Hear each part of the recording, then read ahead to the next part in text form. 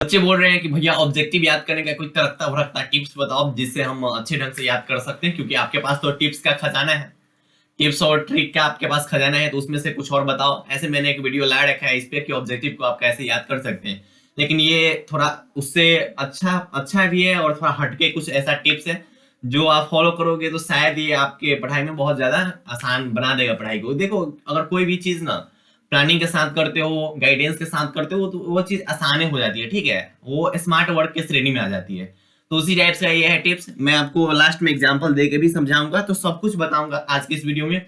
हो सकता है वीडियो 8 से 10 मिनट का हो, लेकिन बहुत ज्यादा हेल्पफुल होंगी, ठीक है। स्पीड करके देख लो, लेकिन पूरा देखो, क्या पता कि इसे करने के बाद आपका ना बहुत ज्यादा आसान हो जाएगा ऑब्जेक्टिव याद करना और बहुत अच्छा हो जाएगा, ठीक है।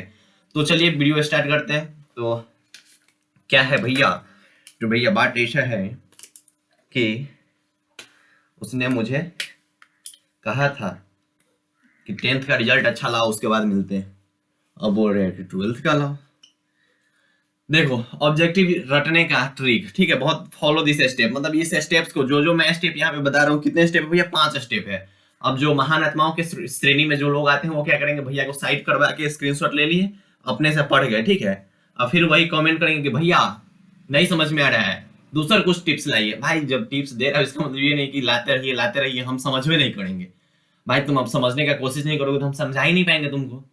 तो इसलिए बोल रहा हूँ कि पहले जो कुछ भी बता रहा हूँ मैंने यहाँ शॉर्टकट लिखा है, ठीक है। इस एक चीज पे मैं 2-3 बात बताऊंगा और कुछ उसको एक्सप्लेन करके बताऊंगा कि आपको कैसे करनी है, ठीक है। तो खुद को महान आत्मा नहीं समझे, ठीक है, और यहाँ जितना बताया जा रहा है उतना कीजिए, बहुत बेटर है, ठीक है। चलो, तो पार्ट बाय पार्ट ब्रेक करो। ये तो लगभग स्टूडेंट को पता होगा कि पार्ट बाय पार्ट ब्रेक करने का मतलब क्या होगा कि भैया अगर 1 से 26 तक क्वेश्चन है, कोई मान लो 1 से 25 तक क्वेश्चन है, तो कोशिश कर ऐसे ऐसे मान लो यहाँ 100 तक क्वेश्चन है, ठीक, 100 तक क्वेश्चन है, ऐसे ऐसे आके यहाँ से 1 से 100 तक क्वेश्चन है, तो क्या करेंगे, इसको पार्ट बाय पार्ट ब्रेक कर लेंगे। 25-25 क्वेश्चन का पार्ट करेंगे, मतलब 25-25 क्वेश्चन का कितना पार्ट हो गया? 4 पार्ट, ठीक। अब एक पार्ट को याद करते जाएंगे। 100 क्वेश्चन है तो 100 क्वेश्चन को एक बार याद नहीं करना है। क्यों नहीं करना है? 100 क्वेश्चन को एक बार याद करोगे बोरिंग फील होने लगेगा, आगे याद करते चलोगे, पीछे भूलते चलोगे, ऐसा ही होता है। लेकिन आपको क्या करना है भैया, इसको पार्ट बाय पार्ट ब्रेक करना है। अगर 100 क्वेश्चन है तो कोशिश कीजिए, मतलब आपके ऊपर डिपेंड करती है। अगर एक बार में आप 20 ही कर पाते हो तो 5 पार्ट में ब्रेक कर लो। एक बार में अगर 25 कर पाते हो तो कितना भैया? 4 पार्ट में ब्रेक करो। तो फर्स्ट काम क्या है भैया? पार्ट बाय पार्ट ब्रेक करो, ठीक। क्यों? क्योंकि उसे पढ़ने में इंटरेस्ट आता है और बोरिंग फील नहीं होता है। अच्छा भैया आगे बताओ। एक क्वेश्चन को 5 टाइम्स बोलो। जैसे अब देखो, यहाँ ध्यान से एकदम फुल्ली कंसंट्रेशन यहाँ रखो, ठीक। सब कुछ भूल जाओ कि यहाँ की उधर से गुड मॉर्निंग मैसेज आया, इधर से गुड नाइट मैसेज आया, कुछ नहीं चलना चाहिए, बस यही केटी भैया क्लास में बस यही चलना चाहिए, मतलब focus, only focus on your board. चलो, जैसे यहाँ क्या है कि एक क्वेश्चन को 5 टाइम्स बोलो। इसका मतलब क्या हुआ? देखो, इसका आंसर क्या होगा, सब बताओ जल्दी आंसर कमेंट में बताना कि हाँ भैया आपके बताने से पहले हम इसका आंसर बता दिए थे, ठीक। अब देखो, उसने कहा था कहानी किस वर्ष प्रकाशित हुई थी, इसको पढ़े। इसका आंसर क्या है? 1915। अब इसको हम कैसे याद करेंगे वो बता रहे। देखो, इसको ये है ना 5 टाइम्स और उसके आंसर को 3 टाइम्स, ये दोनों पे बात करते हैं, ठीक। अब ध्यान से सुनो, ध्यान से, यही है मेन मुद्दा, ठीक। यहाँ अब याद करने की बात आती है। अब ध्यान से सुनो, देखो अब हम क्या करेंगे, 5 बार पहले पढ़ेंगे। उसने कहा था कहानी 1915 में प्रकाशित हुई थी। उसने कहा था कहानी कब प्रकाशित हुई थी भैया? 1915 में। उसने कहा था कहानी कब प्रकाशित हुई थी? 1915 में। उसने कहा था कहानी कब प्रकाशित हुई? 1915 में। उसने कहा था कहानी कब प्रकाशित हुई? 1915 में, ठीक। 5-6 बार ऐसे बोल देंगे, उसके बाद सिर्फ आंसर क्या है? 1915। उसके बाद बोलेंगे 1915 1915 1915 1915 1915। उसने कहा था कब प्रकाशित हुई? 1915 में। उसने कहा था कब प्रकाशित हुई? 1915 में। 1915 1915 1915। उसने कहा था कब प्रकाशित हुई? 1915 ईस्वी में। उसने कहा था कब प्रकाशित हुई? 1915 ईस्वी में। 1915 ईस्वी में। 1915 ईस्वी में। 1915 ईस्वी में। 1915 में क्या हुआ था? उसने कहा था कहानी प्रकाशित हुई थी। 1915 में क्या हुआ था? उसने कहा था कहानी प्रकाशित हुई थी। उसने कहा था कहानी कब प्रकाशित हुई थी? 1915 ईस्वी में। अगर ऐसे याद करते हो तो ये क्वेश्चन याद हो गया आपका। फॉलो करो अभी वीडियो को पॉज करके 2-3 बार इसको ट्राई करो। वीडियो को पॉज करो और एक बार कोशिश करो कि हाँ कि ऐसे ऐसे कर रहा हूँ। उसने कहा था कहानी प्रकाशित हुई थी 1915 में। उसने कहा था कब प्रकाशित हुई थी? 1915 में। उसने कहा था कब प्रकाशित हुई? 1915 में। उसने कहा था कब? 1915 में। उसने कहा था कब प्रकाशित हुई? 1915 में। फिर इसको उल्टा करके 1915 में उसने कहा था प्रकाशित हुई। 1915 में क्या हुआ भैया? उसने कहा था कहानी प्रकाशित। मतलब खुद से बात करके, ऑब्जेक्टिव को खुद से बात करके, खुद से एनालाइज करके, खुद से इमेजिन करके उसके बाद याद करना है, तब नहीं भूलोगे ज्यादा। इसको फॉलो करो तो सही, फॉलो करो, ठीक है, बहुत बेटर है ये। मतलब क्या है कि क्वेश्चन के साथ आंसर आपको 5-6 बार पढ़ना है। उसके बाद ओनली अगर आंसर की बात हो तो ओनली आंसर 2-3 बार आपको पढ़ जाना है, ठीक है। 2-3 बार पढ़ जाना है, उससे ज्यादा भी पढ़ो। ऐसा नहीं कि 2-3 बार बोले तो 2-3 बार ही पढ़ना है, उससे ज्यादा भी पढ़ सकते हो। अब बोलो, बच्चे बोल रहे हैं ये बहुत बेस्ट है भाई, क्या बताएं। भयंकर वाला टिप्स है, भयंकर टिप्स है। इसको मैं बोल रहा हूँ, अभी आप वीडियो रोक लो, ठीक है, रोको वीडियो, रोको रोको रोको तो सही, रोको। उसके बाद कोई ऐसा ऑब्जेक्टिव है, ठीक है, जो आपको याद नहीं हो रहा है या फिर जो आप बार बार भूल रहे हो, उसको ऐसे ही करना है, ठीक है। जो मैंने बताया जैसे वैसे आंख बंद करके वैसे वैसे बोलना है। अगर आंख बंद करके ऐसे याद करते हो तो आपका कंसंट्रेशन लेवल थोड़ा हाई हो जाता है, ठीक है, और ओनली उसी बात पे फोकस रहती है। अगर आंख खोले हुए रहते हो तो सामने वाला घर पे नजर रहता है। तो आंख बंद अगर करके ऐसे करके उसने कहा था कप्रकाशित हुई 1915 में, उसने कहा था कप्रकाशित हुई 1915 ईस्वी में, तो सामने वाला घर पे नजर पड़ेगा और उधर से हे ले गया, कहाँ गया 1915, कहाँ गया उसने कहा था, सब खत्म। तो इस सबसे थोड़ा बचिए, ठीक है, जिंदगी को बर्बाद होने से बचाइए।